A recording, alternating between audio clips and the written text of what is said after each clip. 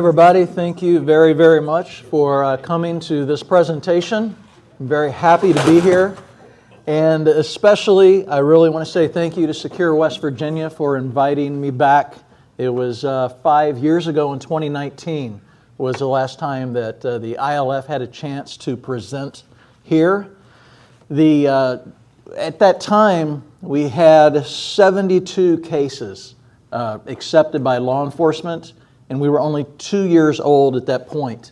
And so we were still figuring a lot of things out. The goal of this conversation today is to help raise awareness and to highlight the dangers of online activity for our kids. This talk is often it's usually given to parents, teachers. So for all the students that are in here, probably a lot of what you're going to see you already know, because if you're not experiencing this, maybe your friends are. You're seeing some of this. It's still really important to get us talking as families and community. We're going to talk about the problem that ILF is addressing. We're going to talk about some statistics to try to help put this into perspective for what it is that we're dealing with. And we're going to do something very interesting, because we hear statistics and then we're like, how does that work in real life? We're actually going to go through an exercise or a process of how does someone go from contacting your child to monetizing them for human trafficking. It's one of those things that's not fun to talk about. But it's important to understand, because just like imagine you're playing any sport, if you have the other team's playbook, you know how to win. And that's exactly what this is. If you have the groomer's playbook, you know how to protect your family, even protect yourself.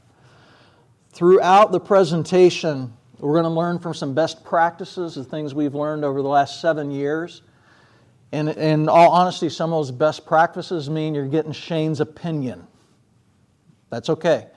You take Shane's opinion, you think about what makes sense for you and your family, you apply those things, everything else you throw out. But it's a really good thing to start working with and thinking about. So thank you everyone for being here.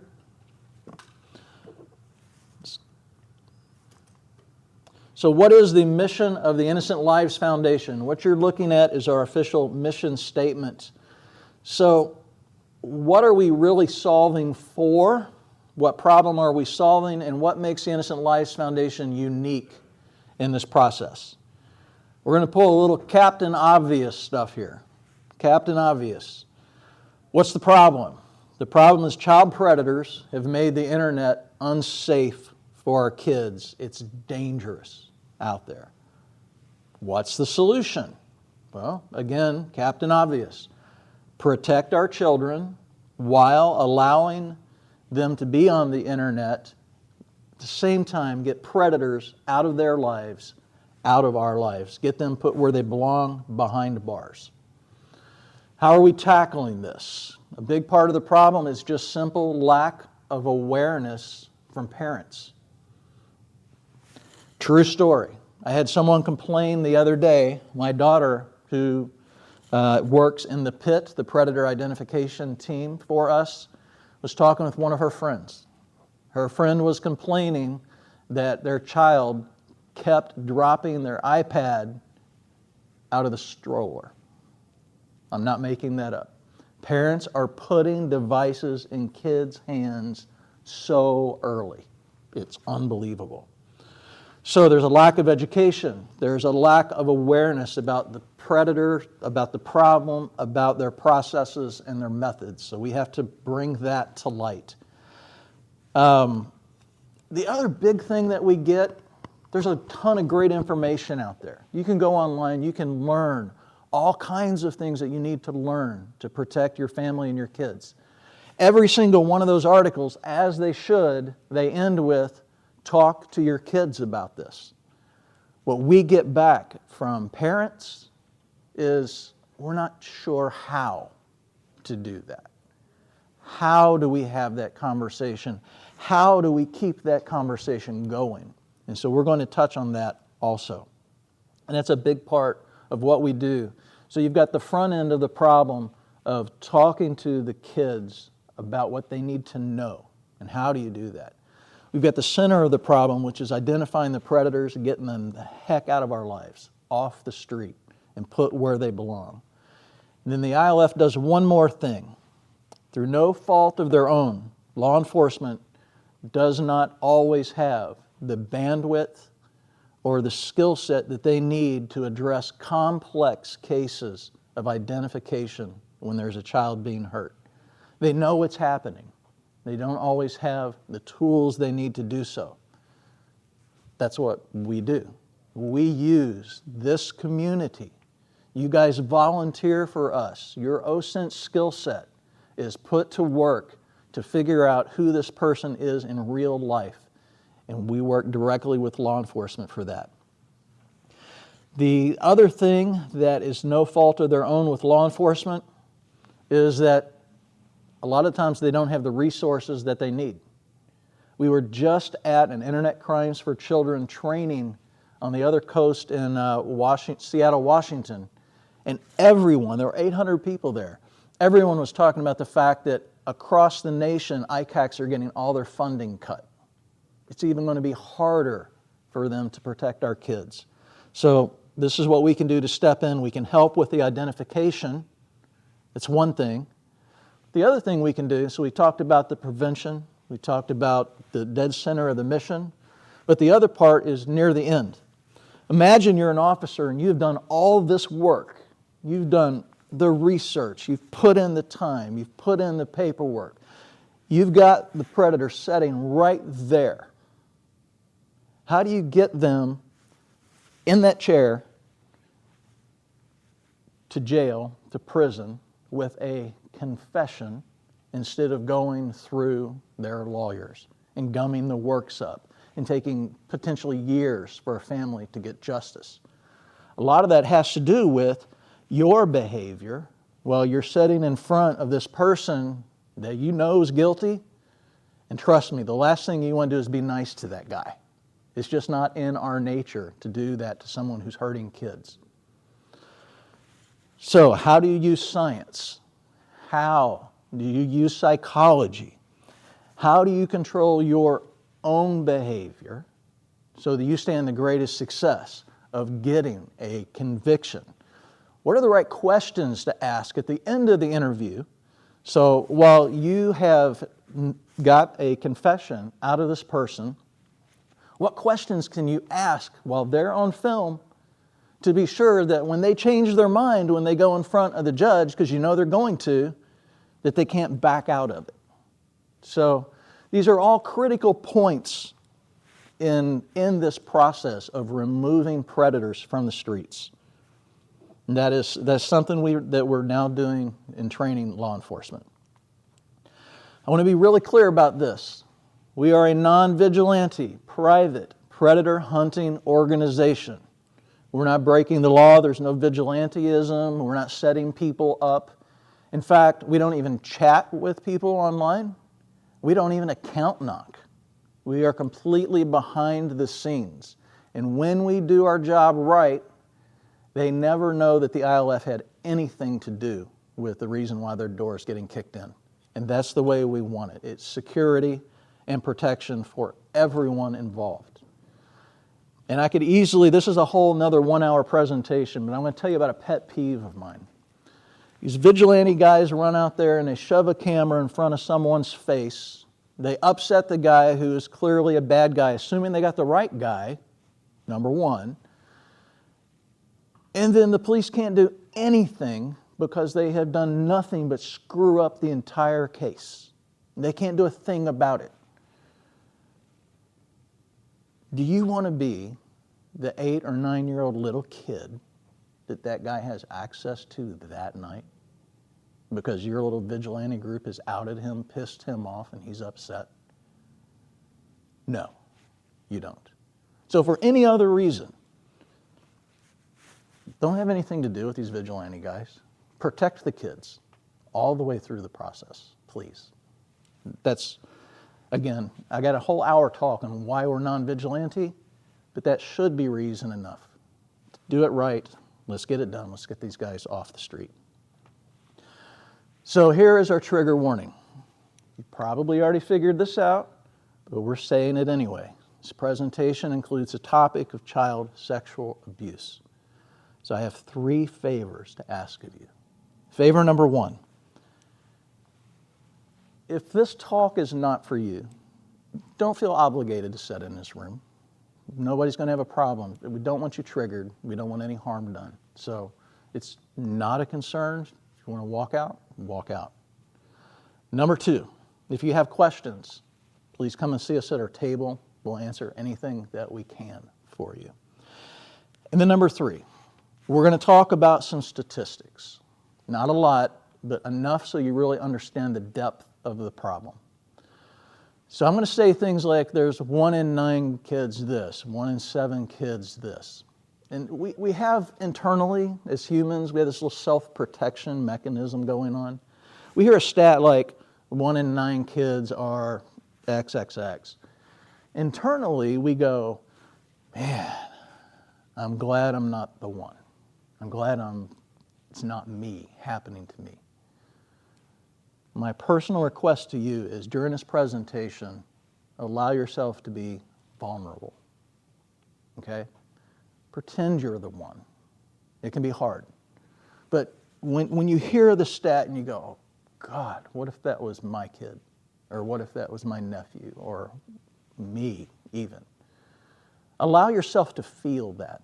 Because when you feel that, you start to understand the mission more, and you start to understand why this is so critical. So if you would, please do that for me. It's a really cute little girl on the slide, right? She's looking forward into her future, and you're thinking, what is her future going to look like? Well, I can tell you what it looks like right now. 1 in 5 youths, so 20%, are going to be asked for a nude photo, to meet in person for sex. They're going to be asked for online sex or to view pornography. Those are the stats. 1 in 7 girls before they turn 18 years old, 14%, they're going to experience sexual assault, including rape. 1 in 22 boys are going to experience the same thing. That's 5%. Those numbers are horrific. But in 2020, the Department of Justice came out and they told us that 90% of child rape actually goes unreported.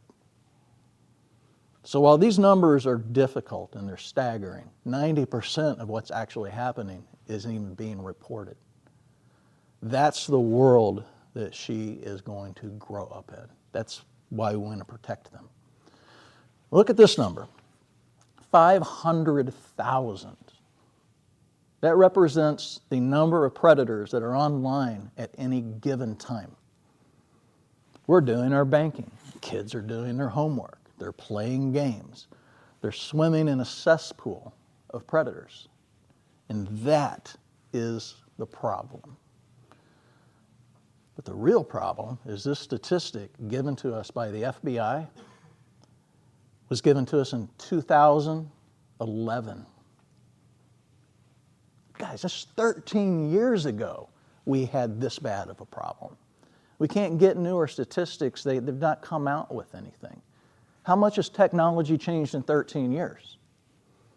Guys, how old were you guys when you were 13 years ago? What was technology like? What were you doing, right? Things change, and they change fast. I can't stand up here and promise you that that's how many is out there, but I can almost guarantee you there's a heck of a lot more than that number at any given time out on the internet. So predators are the problem. All right, 52% reports of online child sexual abuse have increased 52% in the last 3 years, according to the National Center for Missing and Exploited Children. 31.9 million tips about child sexual abuse material was reported last year. And this number, when you see it on the chart, it just keeps going up. So we're talking about predator. What is this number? This number is 1 to 400. Rarely is one predator to one child. A serial predator can affect up to 400 children. So when we're talking about having 500, we're at 551 cases accepted by law enforcement. We can't honestly tell you how many children were positively affected by getting those people out of their lives. But it's a lot. It's a lot more than the 500 and change. Families are being affected in a good way when those guys are removed. The kids are having an opportunity they didn't have before. So this is a big ripple effect by getting predators off the street. And it's one of the things that's unique about the ILF. We're conducting our research, and we're doing this in a way that enables law enforcement to get through to actually getting them off the street instead of just tossing them back because a lawyer got them off a loophole. There's a way to do this. It can be done right. We've been doing it for 7 years, and it works. All right, so it's not one to one. Be sure you walk away with that. 82%. According to statistics, 82% of child sex crimes start where? Where do you think? Say again. Home? Online is where we're going. What specifically online? Yes, who said social media? Social media. 82% start with contact with social media. All right, so think about that. Think about how it affects your life. Think about how often we're on social media. So this is the meat of the problem. We stated the problem, we get it, we know there's a method that works, but how do we actually do this? How are you going to walk away and be able to help your family, your child, your niece, your nephew to stay safe while they're out on the internet? Because they're going to have to be there. How do we help them thrive? It's all about education. It's about educating yourself, raising awareness, knowing how to have these conversations. So here's a great resource. We did a 29-minute mini documentary. It's a story of Chloe. This documentary is unique because the girl in the documentary is actually the girl, Chloe. I'm going to tell you, it's heartbreaking. It's really important for parents to watch this. Chloe's parents did a lot of things right, but Chloe was also decided that she was going to pursue what she wanted to pursue. So when you watch this as a parent, it's a great opportunity to see the good things that were done, see where some failures happened, and it's eye-opening is what it is. The next thing, if it's after you've watched it, if it's appropriate for your family, I highly recommend you use this to sit down with your kids and talk to them about it and watch it with them. Because they're going to see a peer, a young girl who's 14 years old, going through something that it could, in all honesty, happen to them. And by the way, this happened in Kentucky. It is not far away. So I'd encourage you to take a look at that. So 82% contact with our kids is the way that started with social media. But how? How do you go from social media contact to where you're actually human trafficking a child inside their own home? This is one of those awareness things. We have kids right now who, after their parents go to bed, they have to get up at night, turn on their tablet or their laptop, and they have to live stream themselves doing things for a live audience. And that live audience is paying the predator. They are being monetized in their own homes. How do you get from social media contact to that point? Unfortunately, we're going to demonstrate it with a sales funnel. And it hurts to say that out loud. But that's a simple way to think about the process. So this happens in person. It also happens online. So we're going to focus on the online portion of it. They're going to go out, they're going to use the internet as a tool.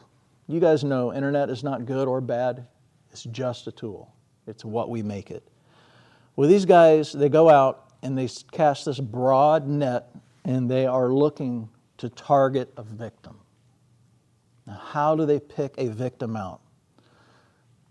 This is Security 101. They're looking for vulnerabilities. Vulnerabilities can be loneliness, a desire for love. Hey, some kids just want you to pay attention to them. Sometimes it's economic needs. They're looking for something there. But they're looking for a target. They acquire the target. Doesn't it sound horrible? They find a child they think they can manipulate. They acquire the child.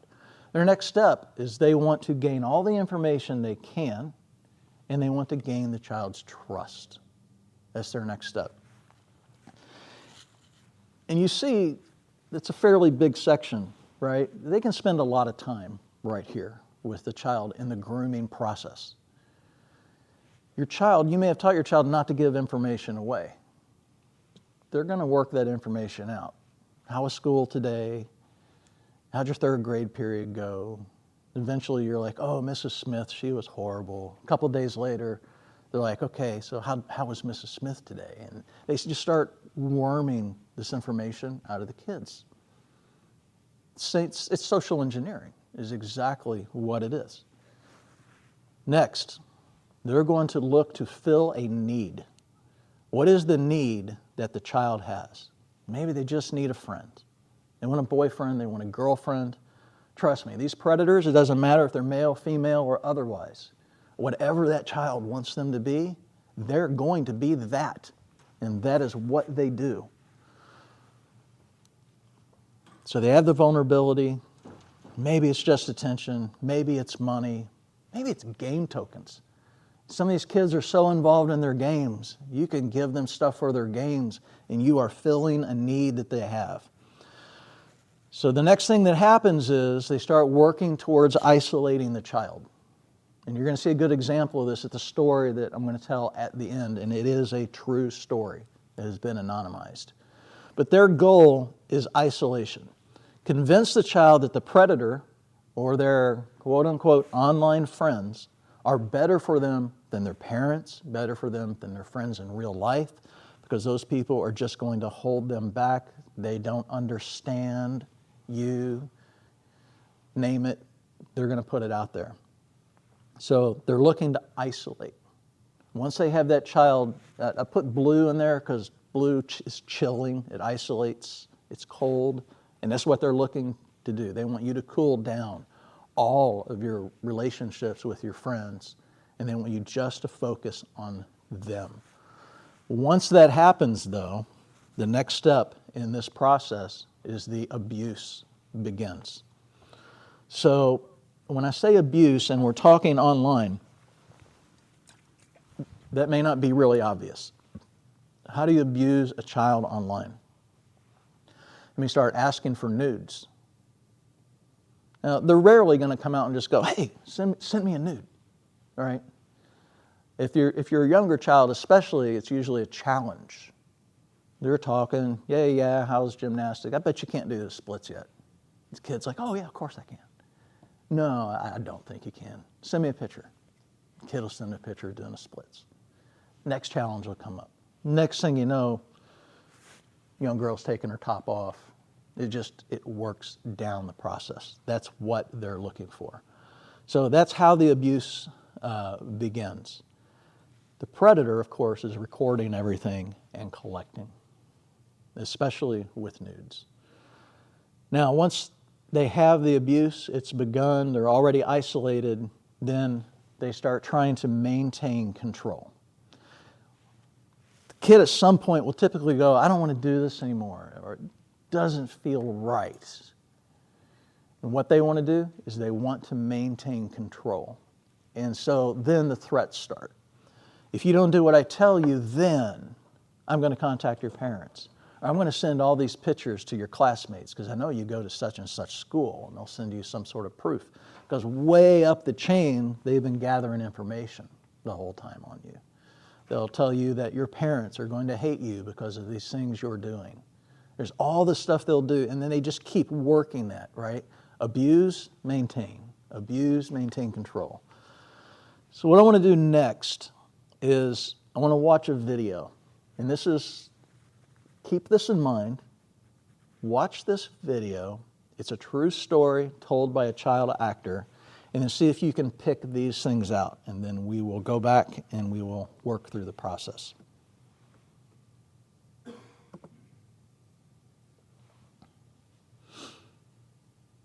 I'm a sophomore in high school and I do school online. When I have time to take a break, I play Minecraft. There's this guy that I've been playing with for a while and we play live together. He seemed really cool and had a great sense of humor. He started telling me how pretty I was and I started to fall for him.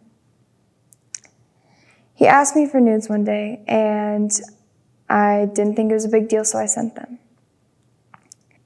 He wouldn't leave me alone, and when I told him that I wasn't going to send any more pictures, he threatened to rape me. He told me that he knew where I lived and that I should be terrified. And I was.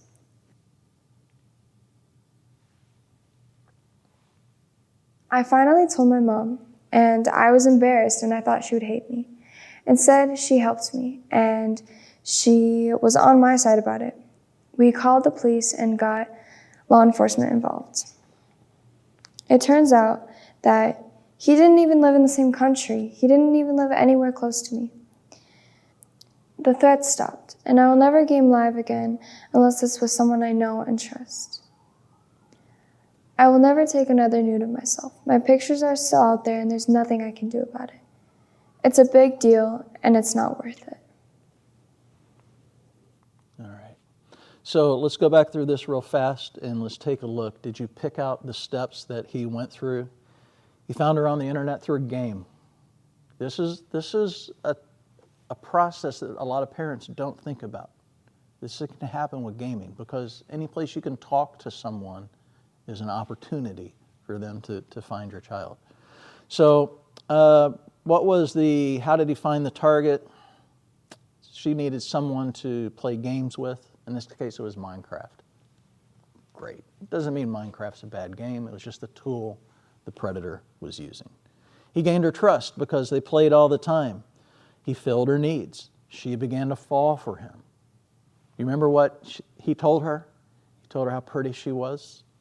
There's nothing wrong with that. We all need that type of feedback. We need to know we're good. It was natural. There's nothing wrong. But he was using it to take advantage of her. He started isolating. We played all the time together. And that was it. He was isolating her away. He asked her for nudes one day. The abuse begins. Now, in her case, she didn't think it was a big deal, so she did it. No problem.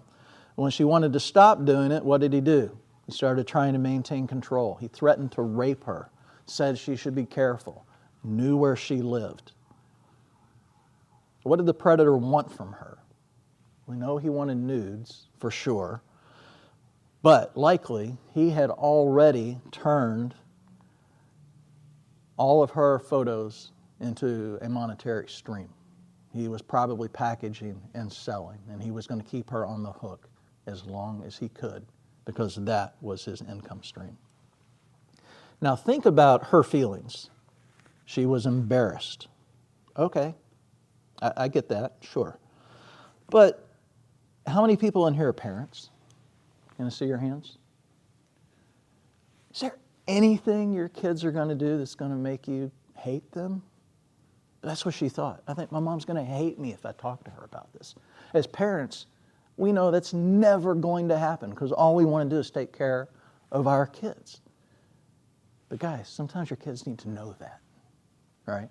Think of how much easier this would have been on her if she would have never thought, hey, my mom's going to hate me. Instead, she thought, I know mom's got my back. And this is why communication is so important. And there were lessons that she learned from this. She was never going to play online with someone she didn't know. She needed to know them in real life. She wasn't going to do nudes again. And she knew that she could talk to her mom. Critical things to take away from that. So, by the way, when you monetize, that's when it becomes officially human trafficking.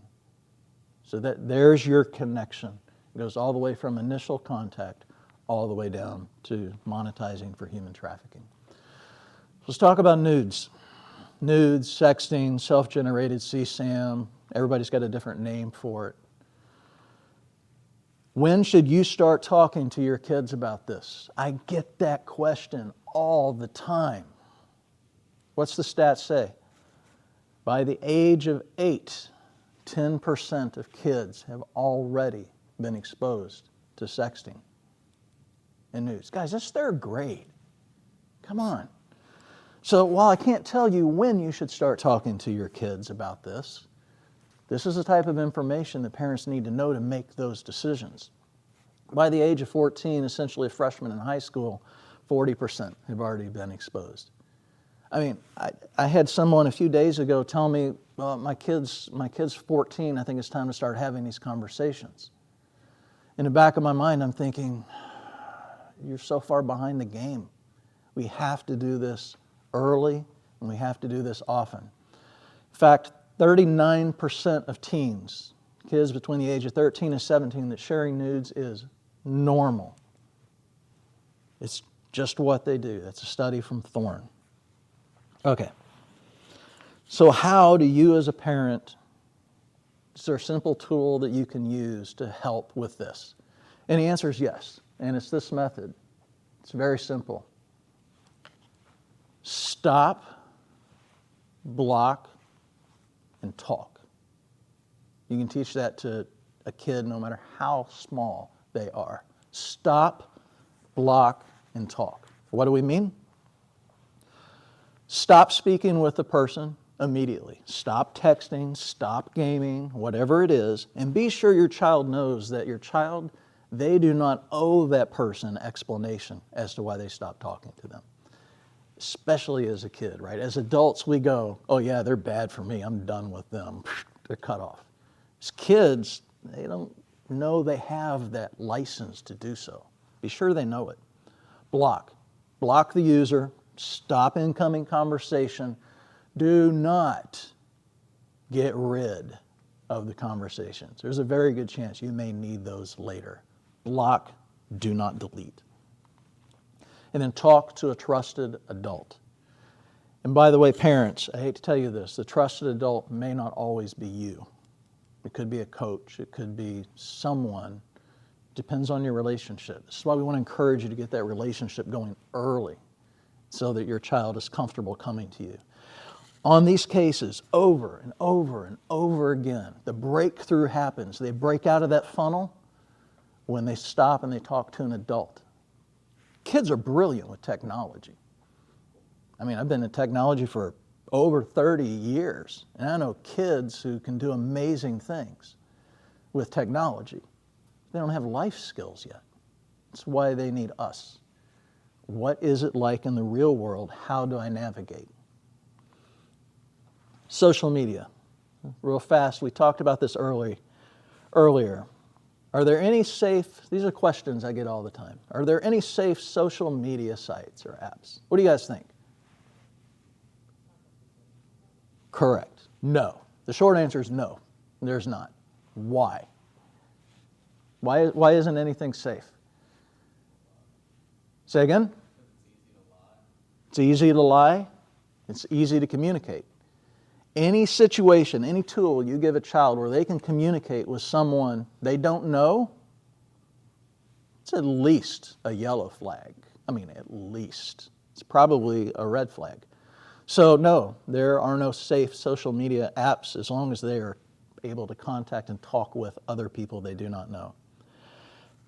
95%, according to the U.S. Department of Health and Human Services, 95% of teens use social media. A third of those use it constantly. That was the verbiage used in the report, constantly. So what is the worst social media site app? Another question. What do you guys think? And by the way, I do this for a living, and I was surprised by these two answers. So, TikTok. okay, great answer. That's one I would have thought of. Somebody else? Discord. Yeah, Discord, okay. Yes, Snapchat. All right. Those are great answers, and those are all answers I would have given. I went to the PIT, the Predator Identification Team. These are the guys who are doing this work for us every day, identifying predators. Who here, their top two answers, who here has heard of Mastodon? Okay, if you haven't, go look it up. It's potential for a ton of scary crap. This one really surprised me. Are you ready? Any dating site. That floored me. What is a 10-year-old, a 12-year-old doing putting a profile on a dating site and having these types of conversations? I would never think that was happening. And yet, that's exactly what the PIT is finding out there in the real world. So, is social media really that disconcerting? Yeah. Yeah, it is. In fact, there's all kinds of lawsuits starting to happen. States are suing Meta, and TikTok is being sued, I think, by Utah, and I'm sure by now a few other places have joined them, all because of the addictive behavior, the addictive patterns of it. All right. So the question now becomes, okay, you're thinking, I've got an idea, I see where this is going. What do we really do? How do I have the internet talk with my kids? Now, this is a fun one. You don't have to raise your hand, but just if you're willing, do it. Just out of curiosity, how many here had a great sex talk with their parents when you were a kid, where they just sat down and, oh, all right. From everyone's face, I don't think anybody's probably going to be able to raise their hand here, right? I'm the same way. I got a one-sentence conversation from my dad. I love him to death, and I'm not going to tell you what it is, but that was it. That was all the training I ever received. We have to do better, because there are a lot more dangers now than there were before, because not only do we have the same dangers we had before, now we have a whole new host of others. Thank you, Internet, and predators who are using the Internet to do so. So how do you have the talk? This is another one of those conversations that, I'm going to run through this really fast, but this talk right now on trust should be a 1-hour talk. So Robin Dreek, he is a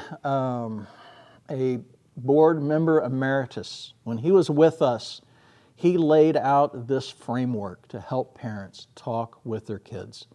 It's called Trust. Robin is a retired FBI special agent. Check out this title.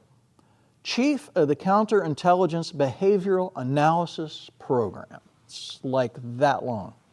In short, Robin flipped spies. If there's one person in this world that knows how to gain trust quickly and to act on that newly gained trust, it's Robin. It's what he did for a living. So we want to apply the same principles to our family. Let's open this up. Let's build trust. Let's build great communication. So, and I said, I'm going to run through this fast, so please forgive me. Talk. T.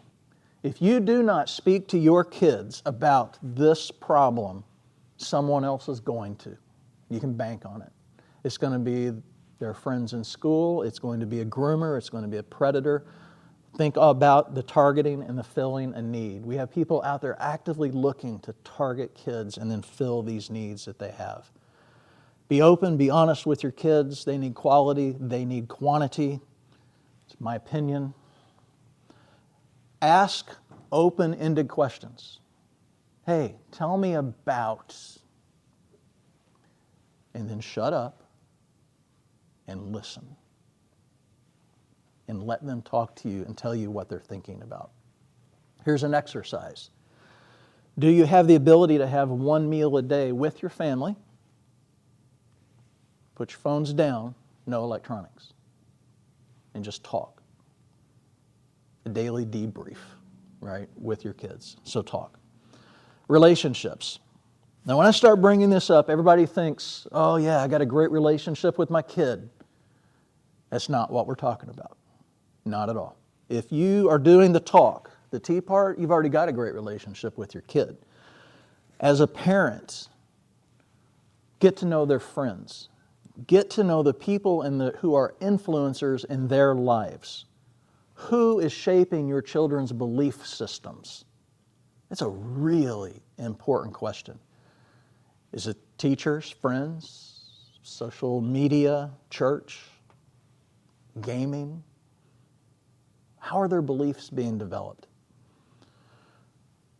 Here's a really important thing when it comes to relationships. We talk about grooming, and in the context of grooming, it's almost always about a predator and a child. It's not talked about in this talk, but parents, you can be groomed for access to your children. Ooh, think about that. We didn't bring it up in this talk. 93% of physical, sexual abuse of children is from friends and family. 93%. Stranger danger is just 7% of that. How many of you guys went through stranger danger training in school? Okay, how many people went through training in school to protect you from your friends and family? Nobody? Right. Exactly. So relationships. Know who the relationships are that your children are involved in. Realize you can be groomed also. Understanding. Did any of your parents ever go, oh yeah, I was a kid once, I understand. All right, how'd that make you feel? Were you like, oh great, Dad, thanks for understanding? I see everybody shaking their head. You're like, you got no idea where I'm coming from, Dad. Or Mom, right? Okay. We as parents, okay, we need to be understanding. So the world that our kids are growing up in right now is vastly different from the world we grew up in. We didn't have these challenges, especially at these levels. So get that through your head. Don't say I understand. Listen to your kids. And here's the part. If we're going to be really honest with ourselves, I am never going to understand that the majority of kids today think it's okay to send nudes. I just don't get it. And I can say that out loud. It's okay. But I can be understanding. I can try to be empathetic. I can try to understand the pressure they're under. I can try to understand the peer pressure. I can listen and I can help guide them. Being understanding is not equal to agreeing with them. It means you're listening and you're thinking through deeply, right? Our goal is to raise what? Well-rounded, capable adults. But being understanding is critical. Okay, stability. Potentially the hardest part of this whole thing. If you're a parent and your child approaches you with a problem, it's your job to be stable, to be their safe place, to be their shelter, even though on the inside you may be losing it. And it's never going to be more important than if they come to you with a problem. There's two different concerns here. Concern number one is they come to you with a problem and we're not stable and we blow up and overreact.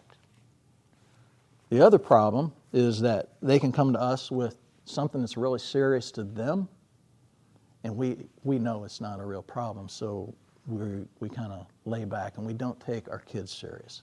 Listen to our kids, be stable, maintain emotional stability, don't downplay things. But what if they approach you about predatory behavior? Now remember, the odds are there are going to be some of us in this room where our kids are going to approach us about a predator, or they've done something silly, or they've done something stupid. Hey, by the way, who here has done something stupid growing up? Right, it's how we learn, right? Do you think our kids are going to do stupid things? Of course they are. It's how they learn. We need to be stable throughout this. But they approach you about predatory behavior. I have 3 things for you to keep in mind when your child approaches you about this. Number 1, believe them. Number 2, believe them. Number 3, believe them. Children rarely lie about abuse and predatory behavior. Just know that. At the end of every one of these talks, somebody always comes up and goes, yeah, but what if they're lying? I say congratulations, because you don't have a big problem. I mean, which problem do you want? Your kids are lying to you or they're being sexually abused? Work with them on the line. That's an okay problem. You can deal with that. So don't worry about if they're lying to you or not about it. Just believe them, move forward, be stable. And then finally, teach. As an adult, maybe not this room, right? We're all technologists in here. It's easy to get overwhelmed with all the technology, all the things are going on. We're on the hamster wheel of technology. It's changing all the frickin' time. It never slows down. It does nothing but speed up. As a parent who's not technologically savvy, how do you keep up? Especially when you look at your kids, you hand them a phone and you're coming to them for help. Don't get overwhelmed. This is all about teach. This is having your kids teach you. You're never going to keep up. It's just the way it is. They know what's important to them. So the technology that's important to them, that's what you focus on. You have your kids teach you. It builds communication. It builds trust. Then you can go do some research and see what it is that they're into and should you be concerned. Don't try to do everything. Do what's important to your kids on the teach. That's the trust framework. And like I said, that's really an hour-long talk. So let's talk about establishing some boundaries in your family. When I first heard device contracts, I thought, you got to be kidding me. That's the silliest thing I've ever heard. I'm going to sit down with my kids, I'm going to write a contract with them, and we're all going to agree to the rules? Heck yeah. You know why? Because it works.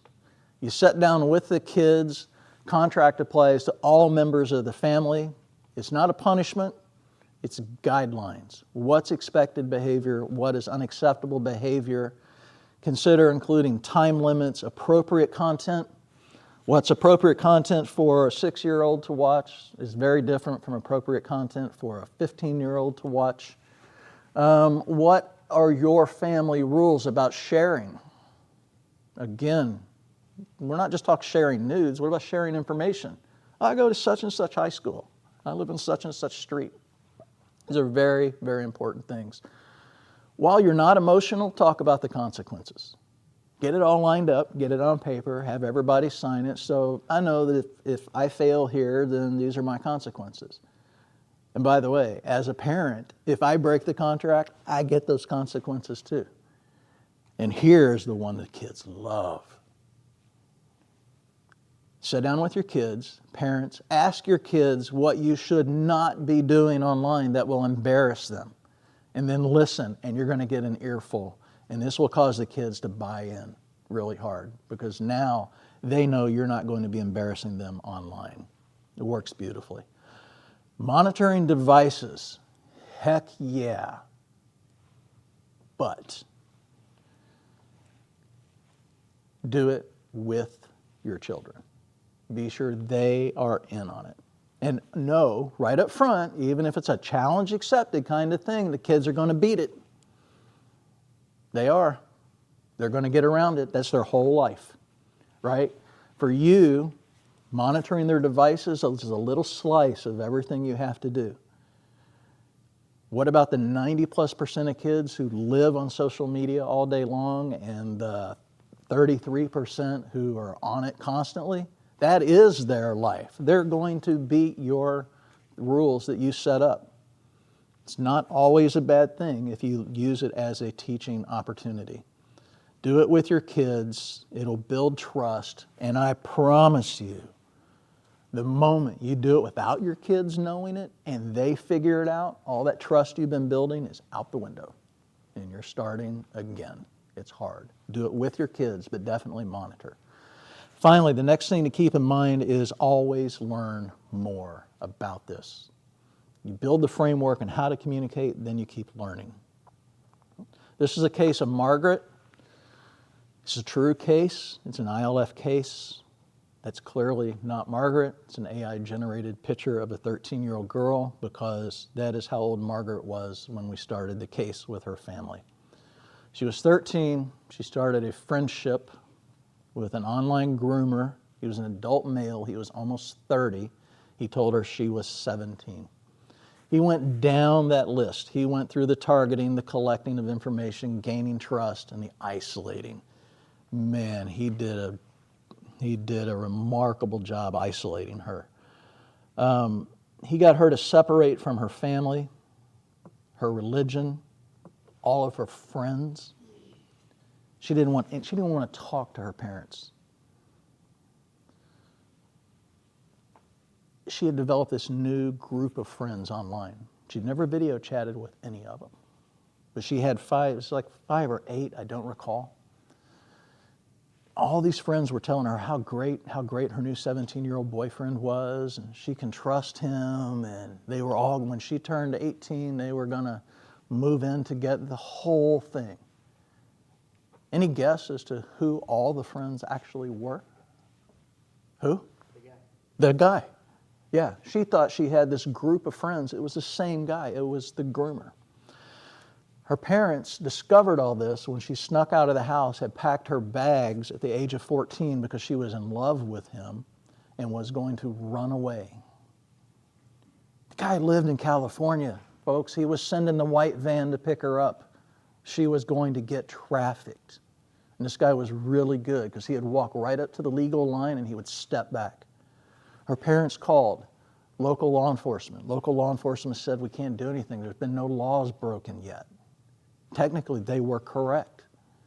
They reached out to the ILF. They said, can you do anything? We're like, let's look, because she is in danger. We know this. We looked at everything. We reviewed him. We OSINTed the crap out of this guy. We got everything on him. Pictures of his house, his car, all the other things you can have. We packaged that up. We tried to roll it back to local. They said, we don't know what to do with it. We rolled it up to federal. Federal's like, they're right, he hasn't broken any laws. But you know what they did? They went out and they did a knock. And they literally said, hi, we know who you are. We know what you're doing. Here's the info we have on you.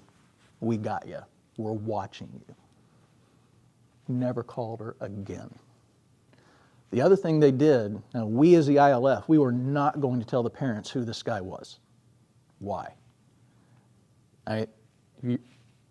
Your dad, someone's doing this to your 13, 14-year-old daughter. Yeah, you're pissed, man, right? Got 2 lawyers in connection, had an air gap in between, and the family was able to serve the guy with a restraining order. The guy ever comes near her again, even online, he's going down. There are ways around things. What you're looking at is, what you're looking at is one of the, this is what he wrote back to us, right? She's reconnected with her family. She's doing good. She's going back to school. It took about a year for her to actually start really trusting her family again. She finds out the guy's 27. She found out he's been lied to. She thought she was, this was traumatic for her. She's rolling again. The family's good. She's back. This is why we do what we do. This is the real world effect of it. The truth is, this mission is heartbreaking. It's hard, but it's vital. There are hundreds of cases that are waiting to be worked. We don't have the resources to get to all of them. Each one of you in this room, you have the power to amplify our mission. You have the power to change lives in the real world. They're not just statistics. These are kids. These are families. Imagine being able to rescue a child. I promise you, she was about to get loaded into a van. This is the real world our kids are living in. You have the opportunity to be a force to make things better. When you got into IT, did you even know anything like this existed? But you can use the skill sets you're learning right now at college, at school, to not only do what you love, but to help, really help people. When you donate to us, when you share your resources, when you share your network, when you share your talent, you have the opportunity to make this world a better place, even if it's one kid at a time. And that's okay. That is exactly what we need. You can be a force for good. And I'm inviting you to be that force for good. What I would really like is for you to feel free to reach out to me. That's my calendar link. We'll hop on Zoom together, we will talk, we will discuss, see if there's a way for us to partner and work together. Yes, we need money, but it's not always about money either. It's also resources, it's your skill set, it's people you know. Okay? So please join the fight, help us get more bad guys off the street. Thank you.